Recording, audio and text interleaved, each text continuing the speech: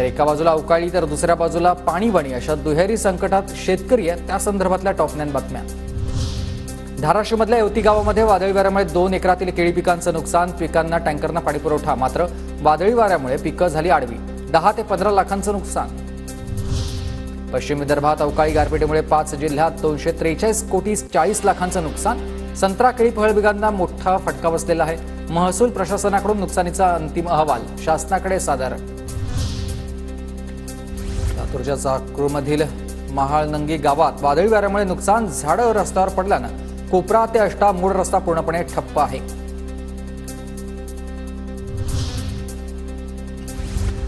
सोलापुरातील अक्कलकोटमध्ये पशुधन वाचवण्यासाठी शेतकऱ्यांची धडपड, चारा उपलब्ध नसल्यानं वाढीव किमतीत चारा आणण्याची शेतकऱ्यावर वेळ।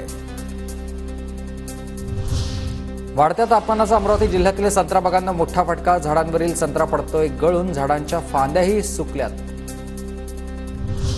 यवतमाळ जिल्ह्यात चक्रीवादळाचा फटका, आर्णी आणि महागाव तालुक्यामध्ये अचानक झालेल्या चक्रीवादळामुळे प्रचंड नुकसान, पत्र उडाल्याने 3 जखमी आहेत। पाणी टंचाईबरोबर नांदेड जिल्ह्यावर चारा टंचाईचं सावट, चारा आणि पाण्याच्या अभावी शेकडो शेतकऱ्यांवर म्हशींची विक्री करण्याची नामुष्की।